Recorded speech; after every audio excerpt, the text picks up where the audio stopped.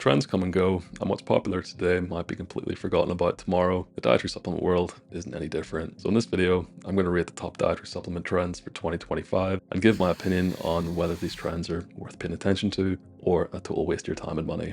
Now, supplement trends are not a reflection of scientific evidence or efficacy. Just because the market is saying that a certain supplement is in doesn't necessarily mean that they're worth your money or that they're backed by a lot of robust science. However, they are a reflection of shifting consumer behavior, which I find quite interesting, and hopefully you do too. So let's dive in.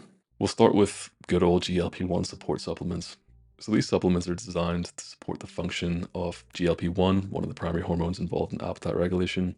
It's also the hormone that's primarily been targeted by modern anorectic drugs like Ozempic, which is why some people are referring to these alternatives as nature's Ozempic, and that couldn't be further from the truth. The effect of these alternatives, or support supplements, is small, if any, and they're potentially dangerous in certain populations. Not to say that the pharmaceuticals are risk-free, but they'll at least give a much more substantial effect. So I personally wouldn't bother with them, but if you do, report back.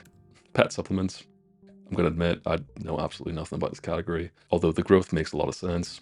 Pets are often some of the most beloved family members, if not the most. Their growing humanization means that owners are prepared to spend more to prevent illness, keep them active, and prolong their death. Apparently, some of the main concerns are joint health, anxiety, digestion, coat quality, and healthy aging, and owners are looking for supplements with human-grade ingredients that have clear evidence for an effect. I think this is very cool. I'm going to say worth checking out.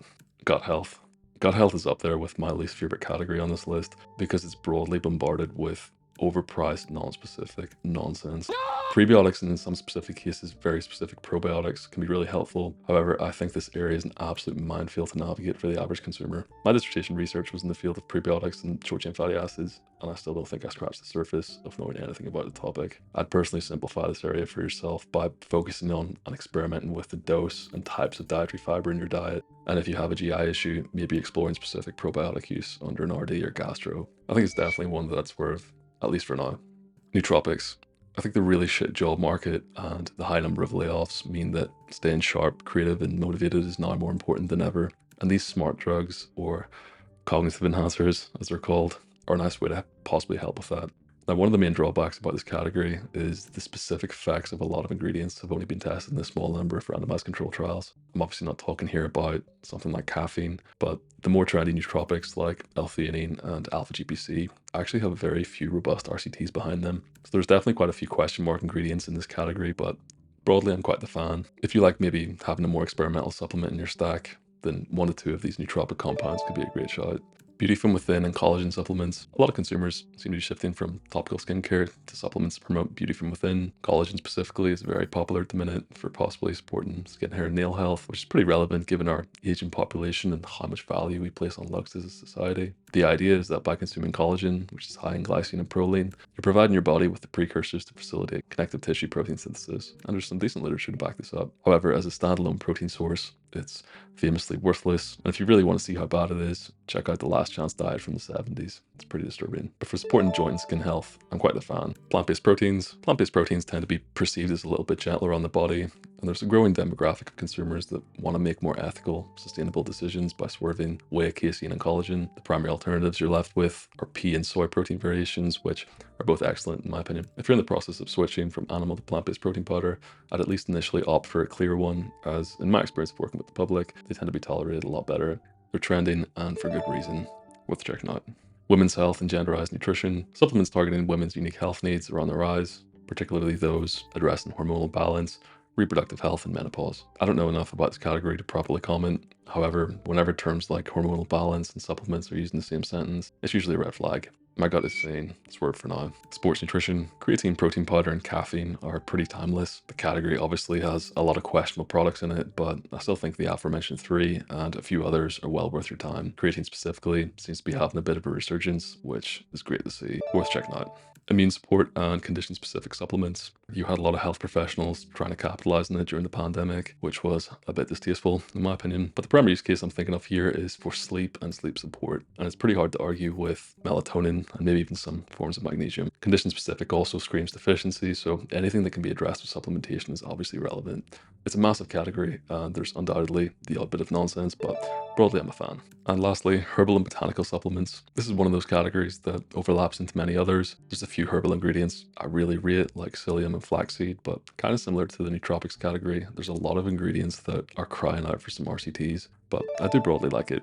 Realistically, for any supplement, you can quickly make up your own mind by asking 2 questions. 1, are there plenty of randomized controlled trials and or progressive cohort studies investigating it? And 2, what was the effect and consistency across those studies? I'm now going to quickly run through 5 of my own predictions for 2025 because I've got a few thoughts here. Let's just clap. Ready? Yeah!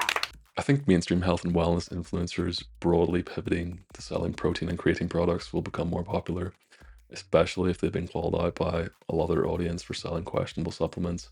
If you're promoting protein and creatine, you're essentially immune to criticism as they're undeniably useful products, whereas this isn't the case if you're promoting, say, a greens drink. With the rise of live shopping on TikTok Shop and whatnot, I think private label supplement companies are going to be huge in 2025 as it's incredibly easy to launch your own private label line and the margins are really good as there's no R&D. I feel as though a lot of people will catch wind of this and leverage it for making bank on TikTok Shop. Strips are an interesting play that I'm seeing a few brands experimenting with, and the same is true for powder sticks, gums, chewable tablets, and supplements with liposomal encapsulation. What the hell is even that? I don't know if they're here to stay, but I think more brands will explore these methods in 2025. I'm a bit pessimistic when it comes to transparency. I don't think consumers care about it as much as the critics do. There might be a small increase in the demand for it in 2025, although I think this issue is going to span for a long time. I've been seeing this a lot in late 2024, and I think it's here to stay. Protein powders and bars fortified with creatine monohydrate is something we're going to see a lot more of, hopefully. The guys at MyProtein and Warrior are already doing this, and I think more brands will hop onto this in 2025. Now, these are all just my opinions. If I was a brand looking to make a lot of money from supplements in 2025, I think I'd specifically focus on targeting women with GLp1 support and beauty from within supplements, kind of similar to what Lemmy are doing. I think it's unethical, although potentially very lucrative if you're a savvy marketer. But definitely feel free to let me know some of your predictions in the comments below. I'd be really keen to hear. If you find this video useful, I think you'll also enjoy this one up here. And if you want to work with me one-to-one, just tap the first link in the description. I'll see you in the next one.